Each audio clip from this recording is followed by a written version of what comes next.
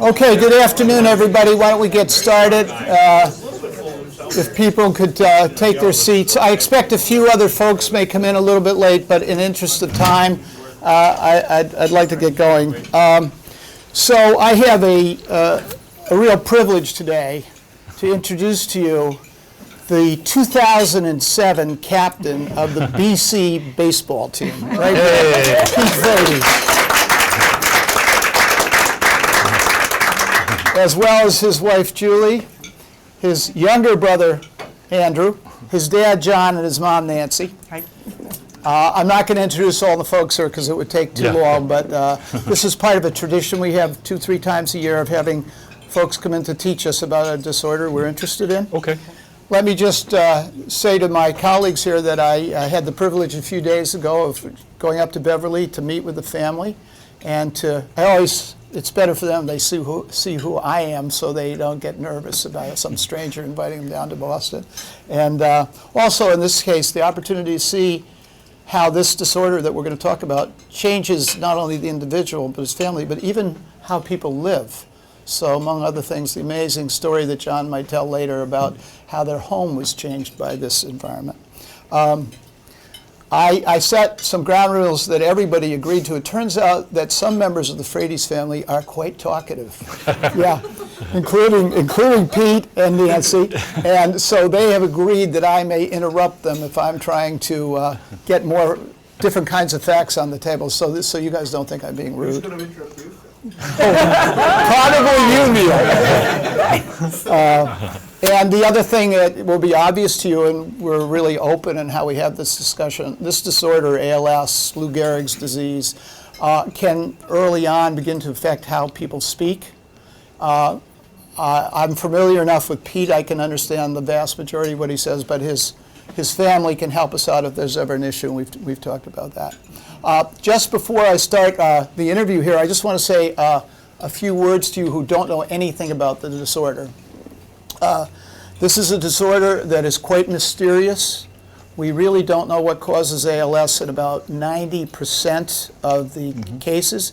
In about 10%, we've made some really quite significant progress in the last 10, 15 years, understanding genes that make it appear as a single gene dominantly inherited disorder. Yesterday, I was at an ALS conference with these folks for the day, and I met a woman from Seattle who was part of a kindred with 28 affected members as a dominant disorder, a different form. Pete doesn't have a genetic form of the disease, at least one that we know. And it's, compared to the disorders that Ken and Neil and others that I work on, this is actually not so rare a disorder. There'll be about 5,000 new cases diagnosed in the United States this year, and about 500 or so of them will be a monogenic form. And this relates to the interest we have in the company Voyager I'm working on. We're debating hard right now whether we have the basis for going after this disorder with gene therapy. We're not sure yet.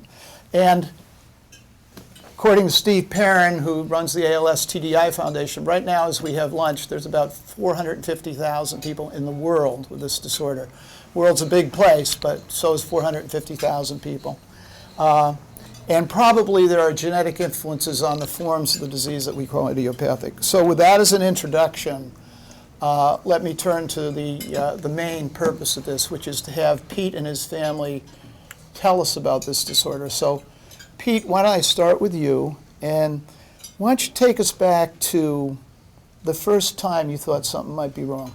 Well, thank you, Phil, and thank you, everyone, for being here. It's a great opportunity, and we're also thankful.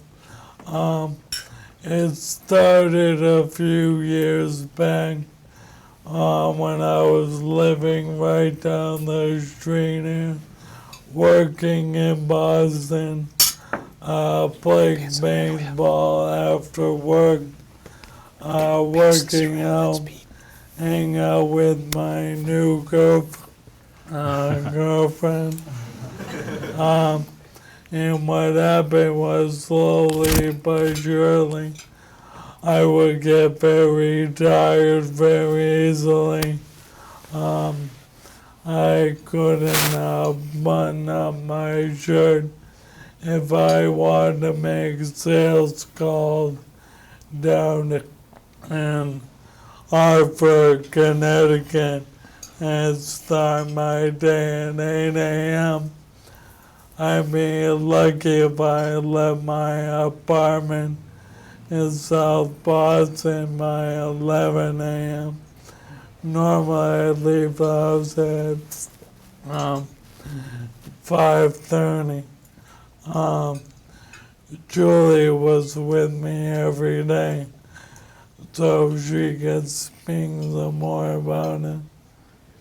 Yeah, I mean, so Pete actually had a baseball injury to his wrist, which was kind of the trigger for us to, visit doctors and stuff because it just wasn't healing. And we had assumed, it was an isolated injury that maybe nerve damage or something to his arm. But as months went by, we kind of noticed his arm wasn't getting better, but it wasn't just his arm. He was walking a little differently. He told me numerous times he was a big workout fiend. He would run differently on the treadmill. He felt clumsy. And I definitely noticed him being much more tired and really, really tough to get out of bed. So we went to numerous doctors, and eventually we started to realize this was something bigger than just an arm injury. So let me include the larger family here and just ask John and Nancy and Andrew, when did you first learn? How much time went by before you guys got concerned that your son had a real problem? Well, Nancy and I were at the game where he got struck in the wrist. So since he didn't live with us, Pete would come home and help. This would be in September of 2011. Pete would come home on the weekends and help me out around the property. And when he's a big, strong guy, 225 pounds, and I'd ask him if I filled from the truck a load of loom and could you put it over there about 100 yards away, he would start moving, of course, big, strong dude, and the wheelbarrow would drop. And, that's a little weird. And I saw him struggle to try and lift the wheelbarrow up and put the stuff back in there, but I knew he got struck by the wrist, so it's not going to be that big a deal. So that's the first time I remember thinking back that I could observe a problem. I don't know if it's a mother's denial or if I just put the blinders on, but I honestly had no indication that it was as severe as it was. I mean, obviously I was there when the wrist was hurt, and I just assumed Pete was never sick. Pete was one of those kids that, first time he went to preschool, every kid comes home with a stuffy nose because they can't handle all the other kids. He was never sick. So I just, assumed that this is just the wrist and it's going to be fine. Simultaneously, while this was happening, our oldest, our daughter, who had been married for 3 years, just told us that she was pregnant. So I was kind of involved with that for being our first grandchild to come. And so I really was, I think I was in denial that it was more than just a hit of the wrist because it came out of the sky to me. Great, thanks. So then that takes us back, if I got you right, to about the fall of 11. Right. So that's about 2 years ago. Pete, you were pretty smart about getting on the internet, and you told me, and looking into this.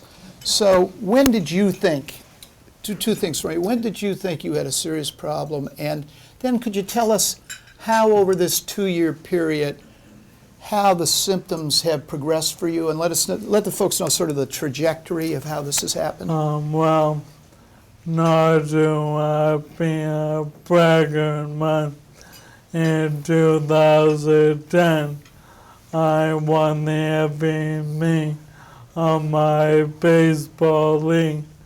I had close to 400, playing real well. The next summer, I played to my standard very poorly at 250. Wasn't feeling right, which leads us to around September, October.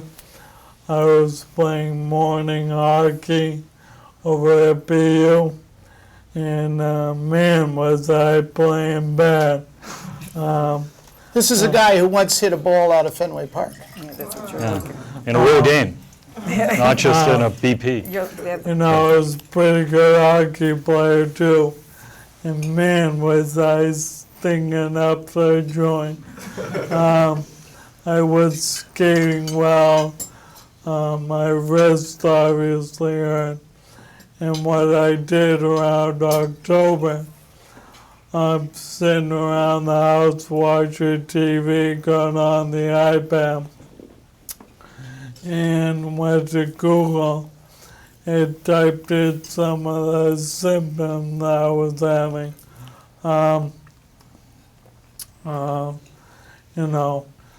Trouble buttoning shirt, clumsy, tired, blah, blah, blah.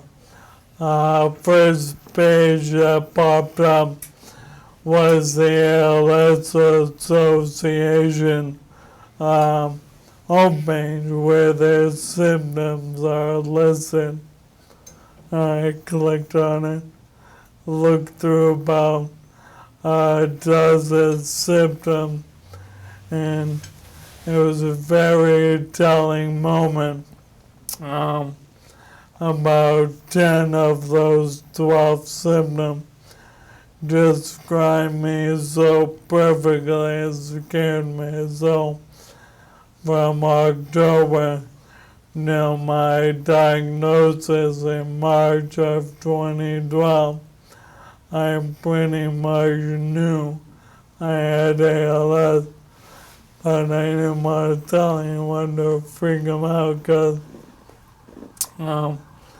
unlike you guys, I'm not that smart, so I don't want to raise any false alarm.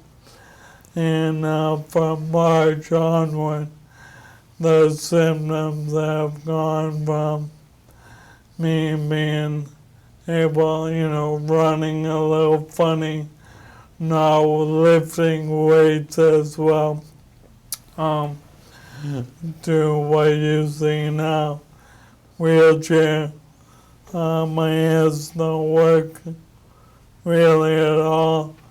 My speech, that's the thing that really bothers me, because Phil sounds like he said, I love to talk. And it gets a little frustrating in social settings when I have so much to say or a funny joke and my timing is way off. Although he was pretty good yesterday. I was with him at a meeting yesterday. Andrew, we haven't talked to you yet. Andrew has, one of the things about this disorder that I want to bring out is this is a disorder that impacts families.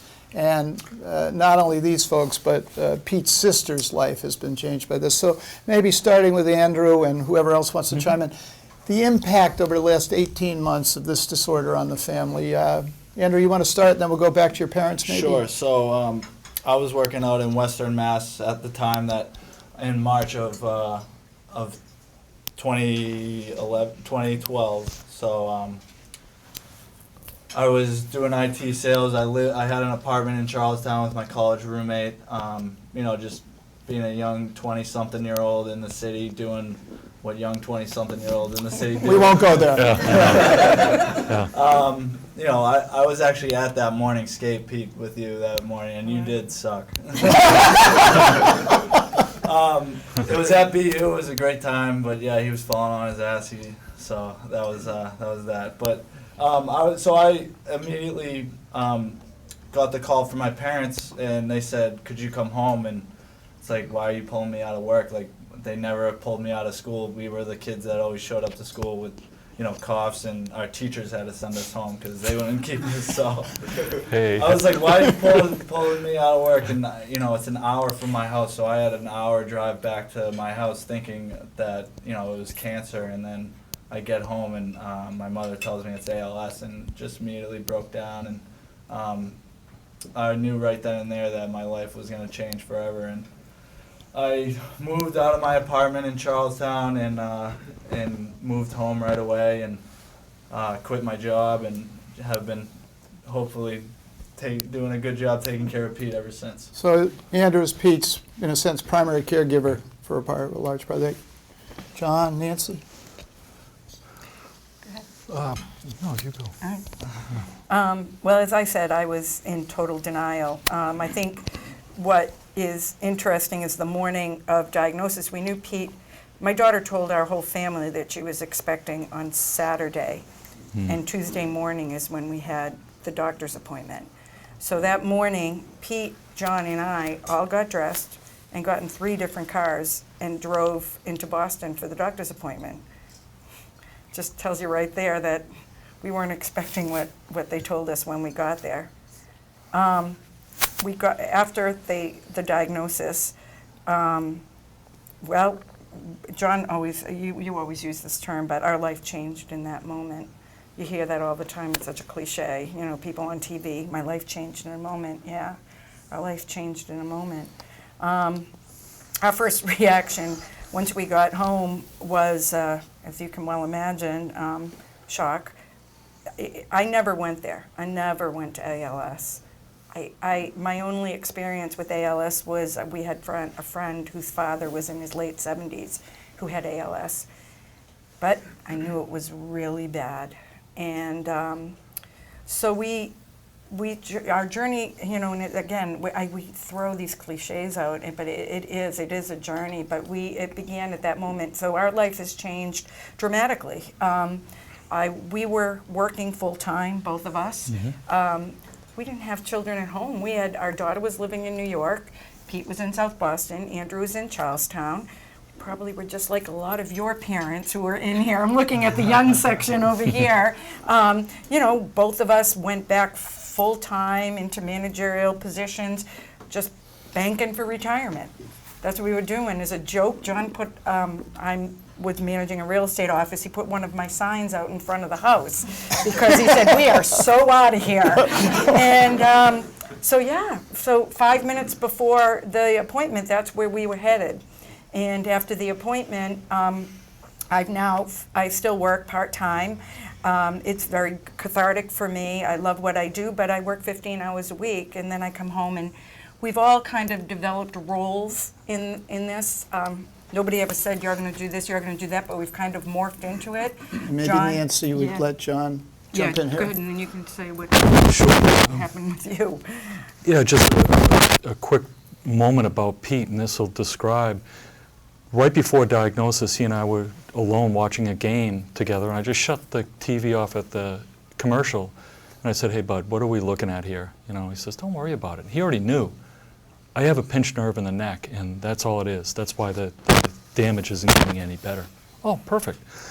Threw the game back on, had a great night's sleep, and pretty much the last one we had since that time. Now, flash forward to that diagnosis day. He called us all into the living room when we all collected as a family, and he said, look, there's not going to be any wallowing with this thing.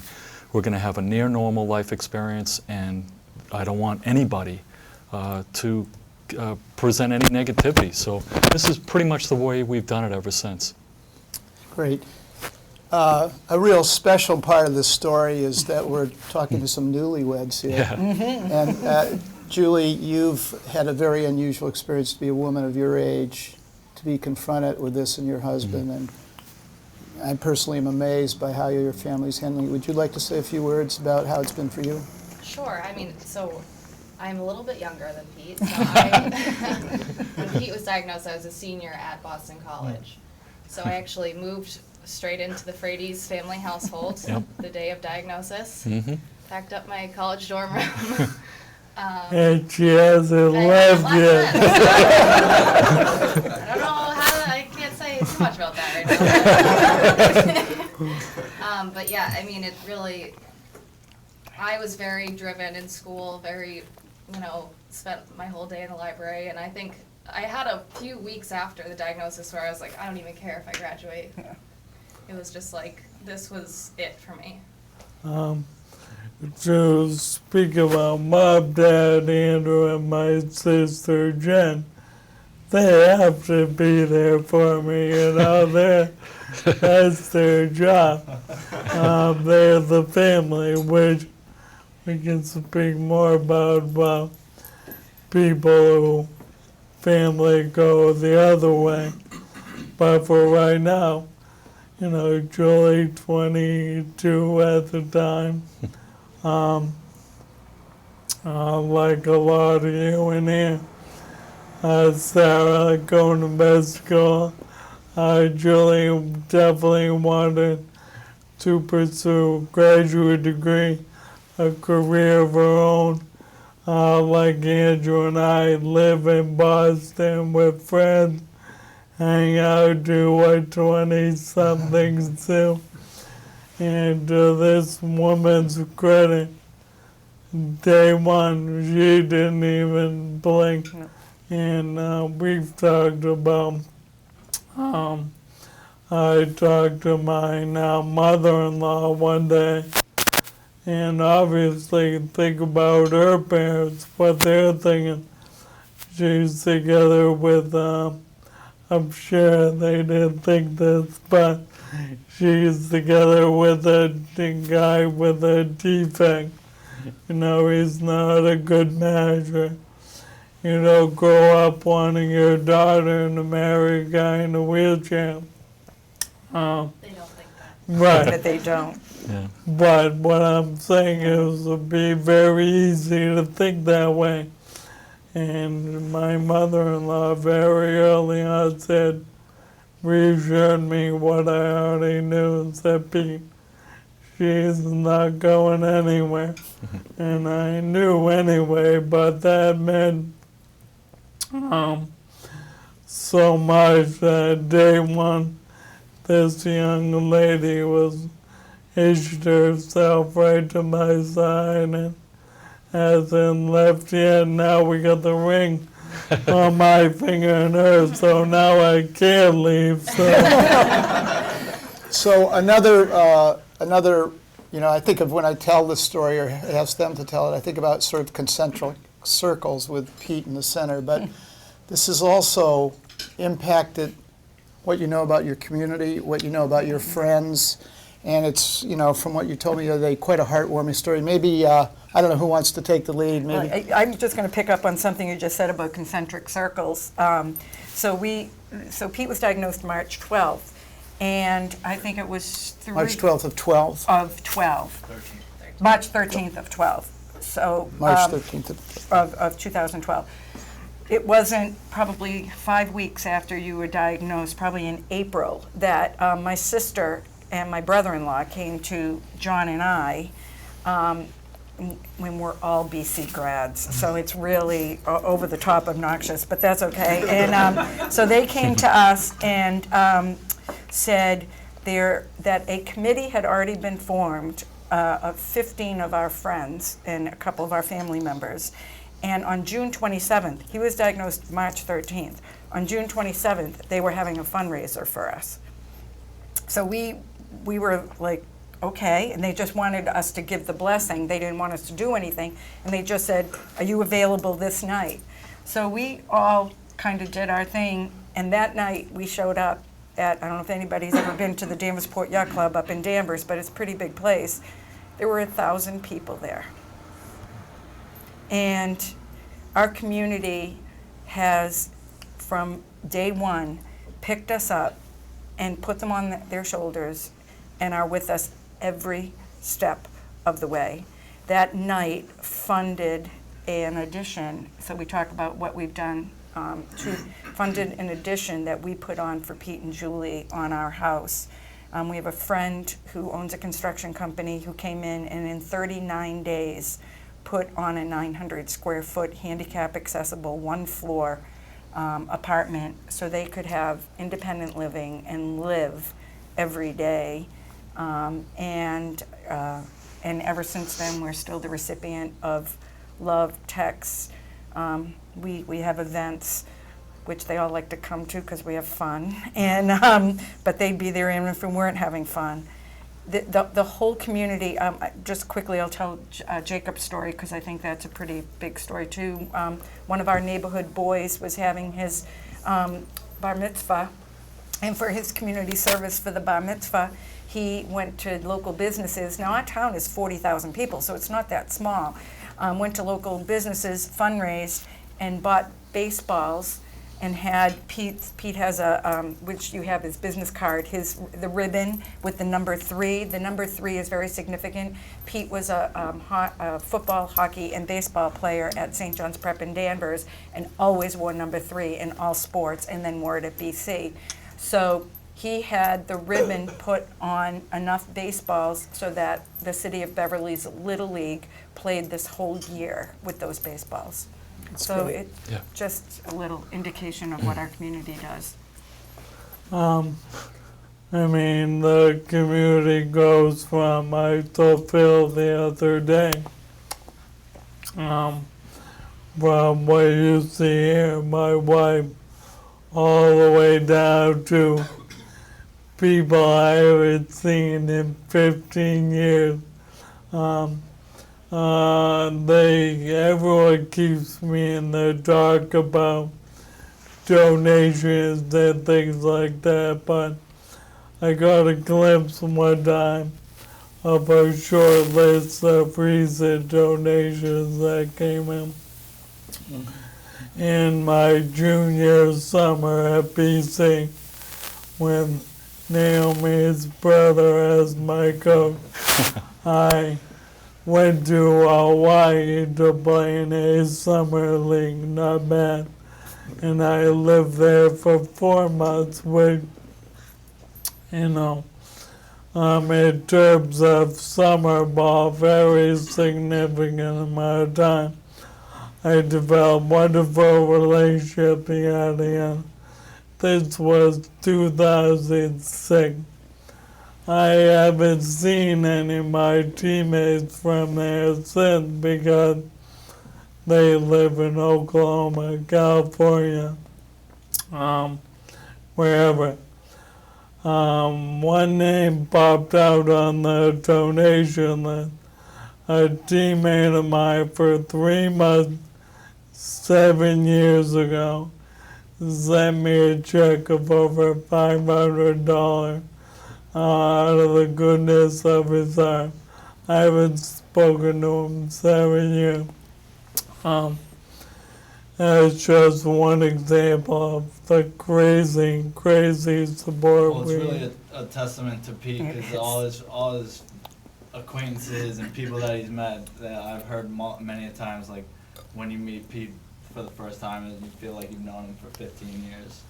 So one person we haven't talked about yet, who's an intricate part of the story, is your daughter. Correct. And this had a big impact on her, dramatic. Maybe you could, Sure. John, say a few words about your daughter. Yeah, Jennifer, who left our house her junior year at Boston College. She went junior year abroad.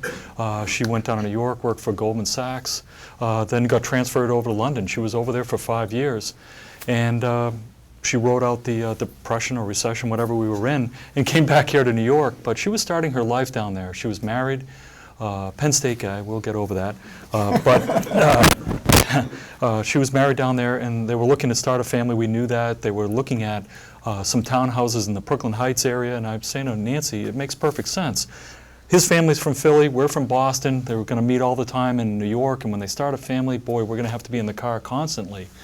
But within the call to tell them about Pete's diagnosis, she was home in our house within 3 hours, and she's never left. So her husband still flies down to Wall Street every week.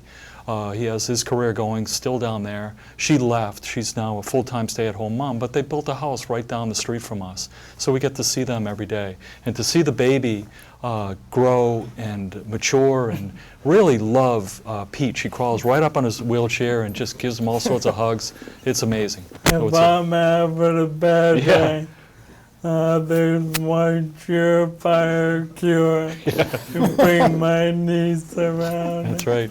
For all of us, it's the greatest joy. And the best thing that ever happened, one of the best things that ever happened during this diagnosis was Adeline being born. because it took a lot of pressure on me. I'm no longer the big baby that everyone has to take care of. Now all the attention's on her, and I love it. That's right. Well said. So, as you know, the family is quite willing to take questions from anybody here, and if anybody has been thinking of something that they'd like to ask, and I've been told nothing is off bounds here, and if any of you would like to ask Pete or anybody else a question, please feel free. The lady in the back has a question. I was just wondering how it went when you got the diagnosis. Was everybody in the room, and did you think that the physician handled it well? No. And what did he or she do? Did you hear So- that? You heard that? Yeah. Okay. I heard it great. So we were over at Beth Israel. Julie, Andrew, Jen, no one was there because we didn't need them, it wasn't a big deal. Mom and Dad came in, and this was the hardest part about the diagnosis. Obviously, it's getting the news. My doctor explained what happens with Lou Gehrig's is a root out disease. You gotta root everything out before you say those words because they're not good if you make a mistake. So doctors went through, it's not this, not this, not that. And all the while I'm sitting there waiting for it. I'm like kind of chuckling, man, I don't want to be in this position, as I knew. And then once I don't know if he said ALS or Lou Gehrig. He actually said to you, I don't know how to tell a 27-year-old Yeah. this. And the worst thing was seeing their reaction, Julie's. I mean, to this day, I get bummed out, obviously. Sometimes when I'm frustrated, but my doctor handled it so beautifully, so eloquent, so caring, gracious. Mom freaked out, so the nurse took care of her. Dad was kind of stoic. I'm sure he was in shock, and it's a very difficult position. And then when I had to go tell Julie, the worst part about that is, like a lot of young people, we all didn't know about ALS a lot. So I told Jules, hey, I got Lou Gehrig, she knows it's real bad, but to the extent we don't know what the future holds. So the hardest was telling people, because I like to make people happy. And when you tell me you got Lou Gehrig, I always would preface, say, I don't want to ruin your day, but but to go back to that day, I guess it went about as well as it could have. So, while people are thinking what they may ask, let me take you to the present. Could you briefly describe for our colleagues here I know no day is typical, but what a day is like for you? Because obviously things that most people do without thinking about. And maybe well, Andrew can help out here. Andrew, why don't you go through typical? So a typical day where today's not typical. Well, it's kind of Julie, typical. tell about your Instagram. Oh yeah. Yeah, Pete has a big following, so we've had film crews in our house quite a bit filming Pete and his daily thing. But yesterday, Pete didn't sleep well the night before, and I hear these banging around at 7:45, and I walk out to 12 men in my living room setting up a sound stage, and I'm a little less than pleased to see them there. But What was your caption? no, I took a picture of it, and I said, "This is a typical day in the freight train household." Just because you never know what to expect. But usually we get up, get Pete, bring him to. How do I get up? Yeah, I have to literally just pull Pete up, sit him down, and I have to move his legs so that his legs are okay, and then I can stand him up, and then I'll bring him to the bathroom, and then so we can go to the bathroom and then brush teeth, and then bring him out to the living room, and where we will either eat breakfast, go on the computer, watch TV, all the above, kind of just do things around the house. Maybe Pete actually just got a brand new power wheelchair, so he likes to go around the block in that. I keep his iPhone on him, and I have the iPad at the house so I can track where he goes. So he's got his sports radio on. He'll be gone for a half hour, which is good. A little nerve-wracking, but But to think about what you're doing right now, I look around the room. Some folks are sitting with their legs crossed, scratching your nose, drinking your water, typing on your cell phone. I hope not. But think about all these little nuanced little things that you can do, and I have to have other people do it for me. Think about just literally getting up, walking to the cabinet, get a glass of something, Andrew, Julie, Mom, Dad, whoever's around. Julie gets a little mad at me when I keep her up all night with my routine of you scratch my head, you take off the covers, put them on, take them off. All night.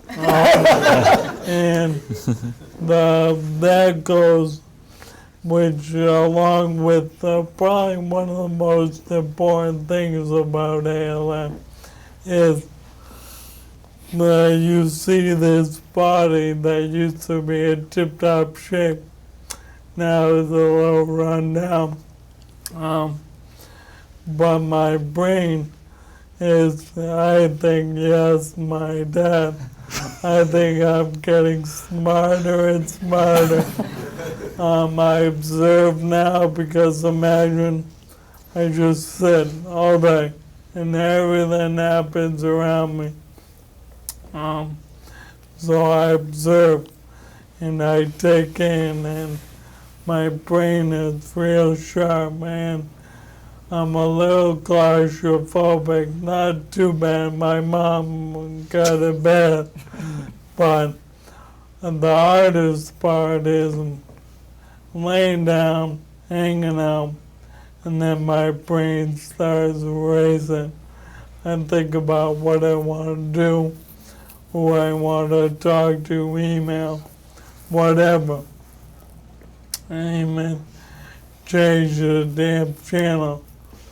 My mind starts going a million miles an hour, and my body goes zero. So that's the hardest thing, is that, I always say, most people's worst fear is this right here, talking to a room. Others is heights or whatever.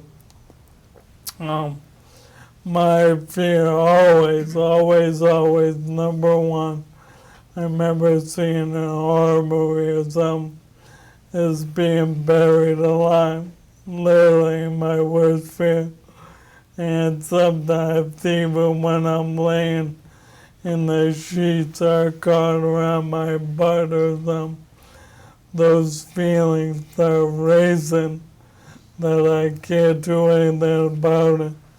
And that's the least amount of fun I have, but overall we try to keep it pretty light. So These guys up here do a great job alleviating that stress, and I try to train myself, if there's any smart people in the room with suggestions. I'm trying to train my brain to get ready for what may come. Right now I can still, but what happens if I can't? So I'm going to get mentally prepared. So we shall see.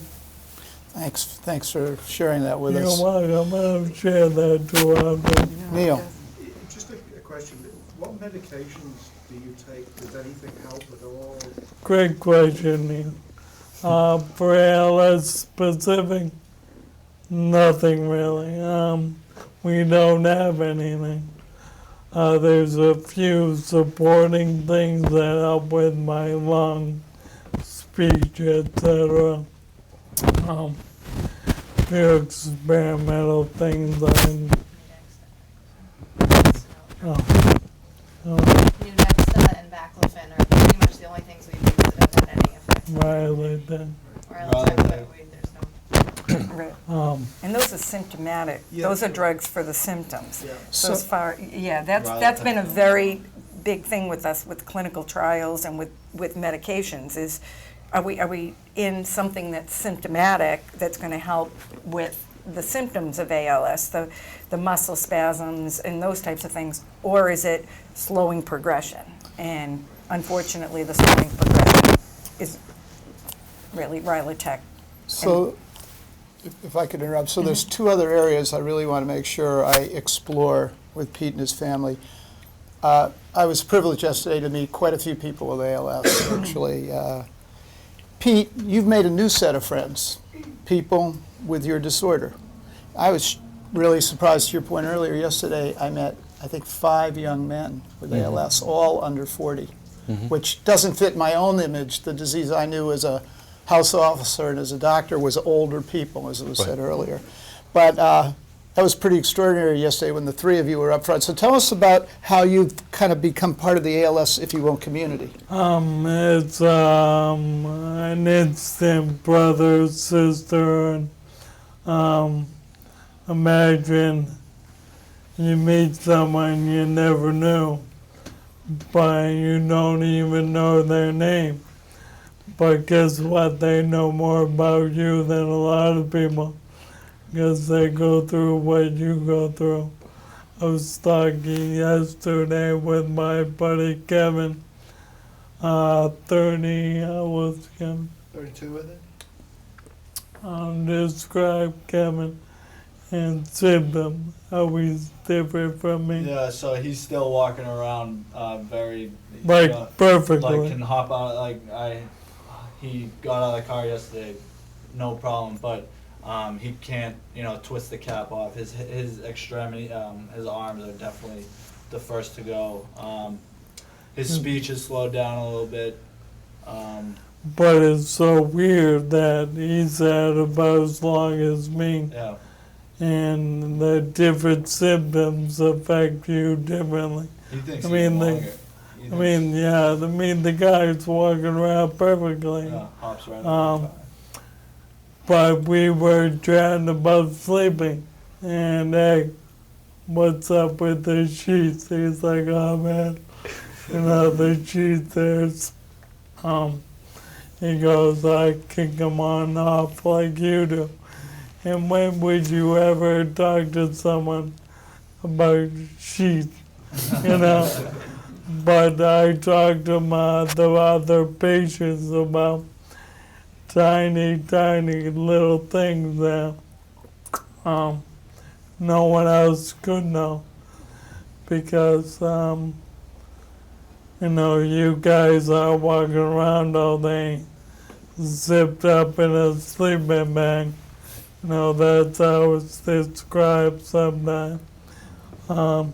Kevin was over yesterday, and I offered him something to drink, and I had to take it off for him, and I got him a straw, and then I asked him if he was hungry. He said he was a little hungry. I asked him if he wanted a yogurt. He said no. I was like, okay, well, we have Ensure, the high calorie drinks, and And he was like, man, I love coming over to other ALS patients' houses because they have everything prepared for them.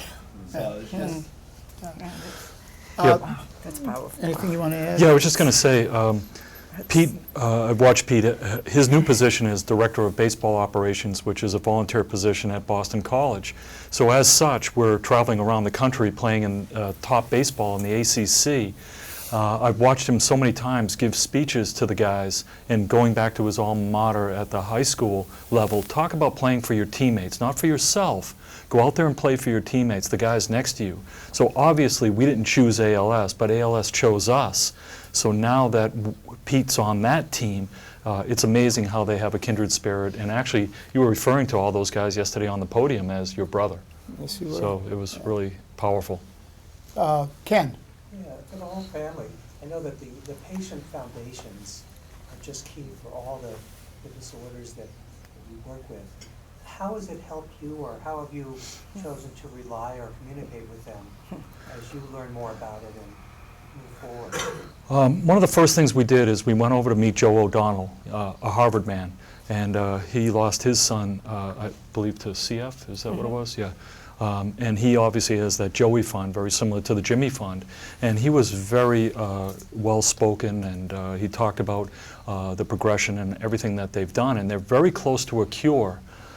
But what he kept saying is that this disease and all the problems that we're having is so archaic. It's beyond his imagination and scope, in that we don't have anybody centrally running it.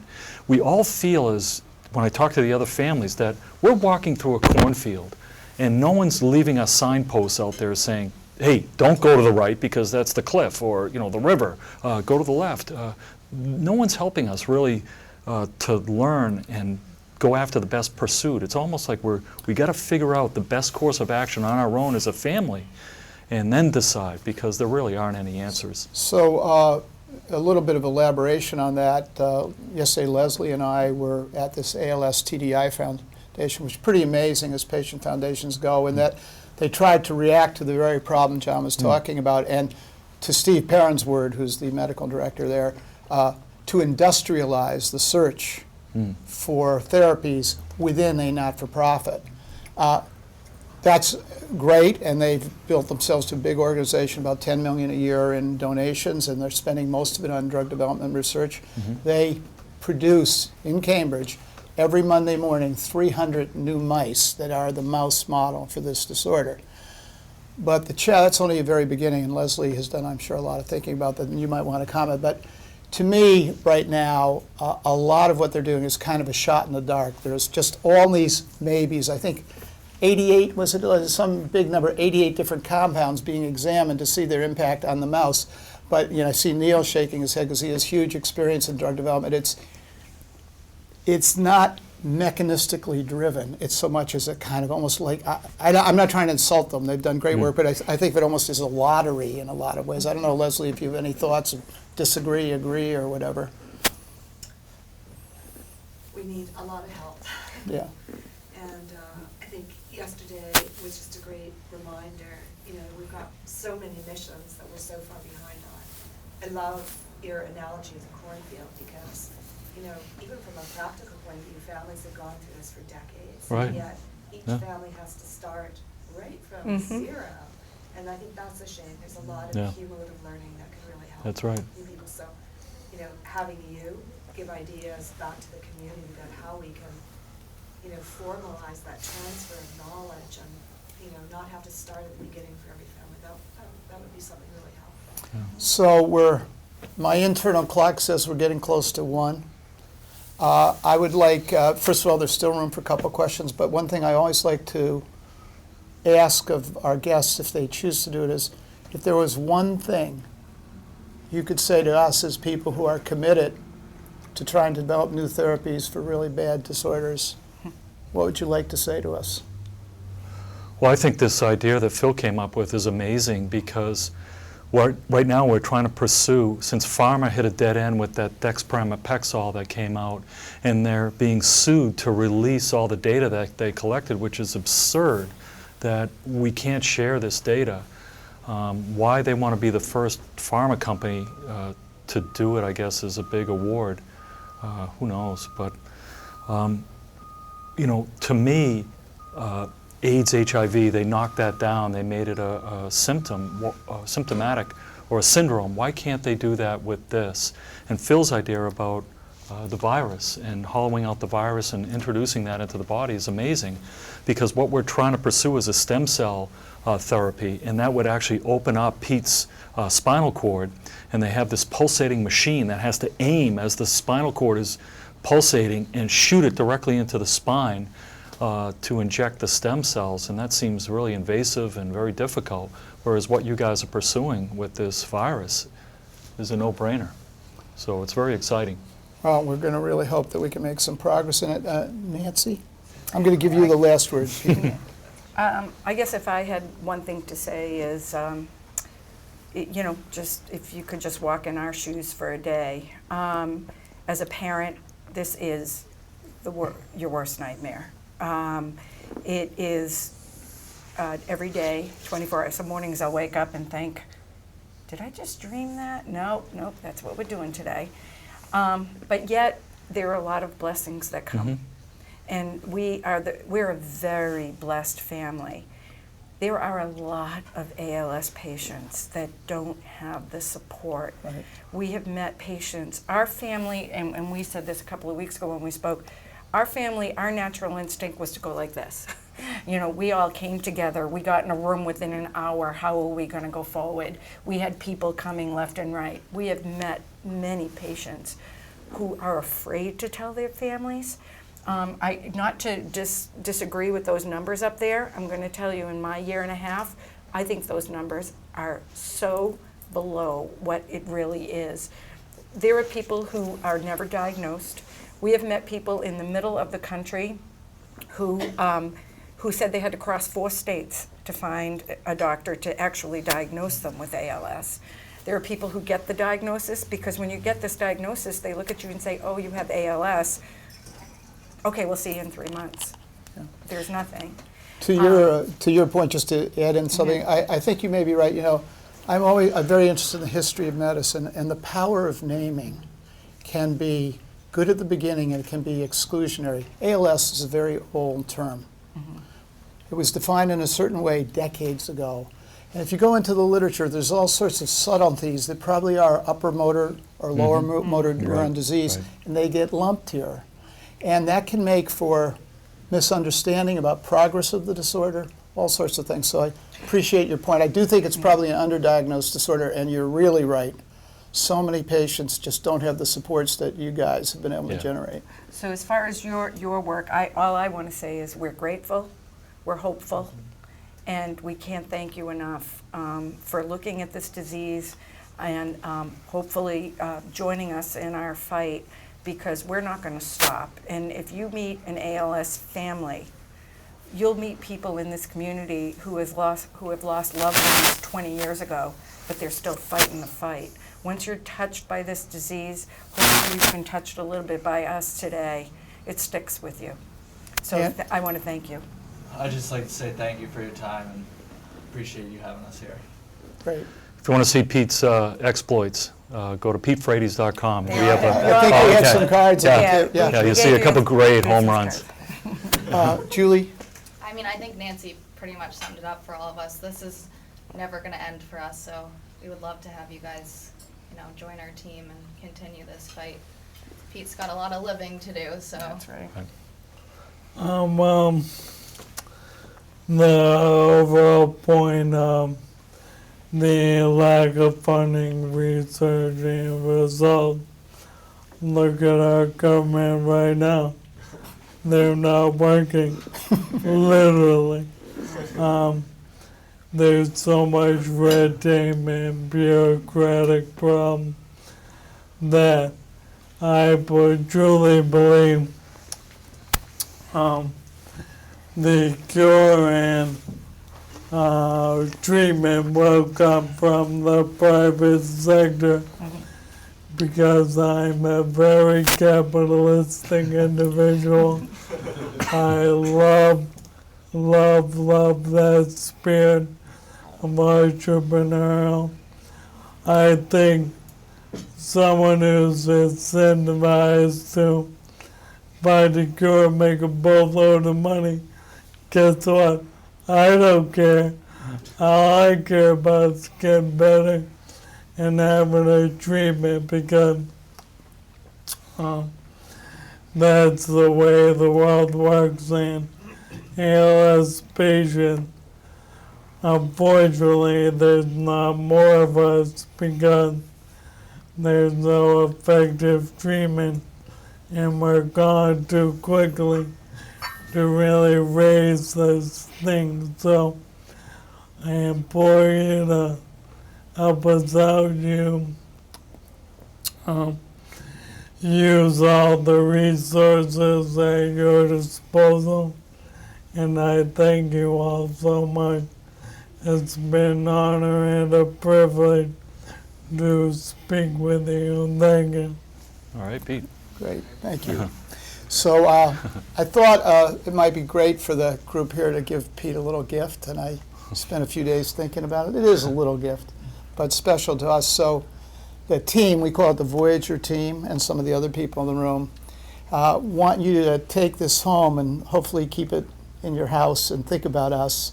And for a guy who's captain of the BC baseball team, we've signed a major league player. So, Julie, Oh, wow. Good job, buddy. Thank you very much. So, you know, if anyone, I'm sure if these poor guys haven't even eaten yet, Yeah. so they're going to stick around for a little bit. If anybody has a few moments to hang out and wants to come up and say hello and talk to them, please feel free. But Thank you that's all. why I Thanks, everybody. formal part Thank of you it. again. Great. Thank Thanks you. a lot. That was great. Thank you. Wonderful. Wonderful. Yeah.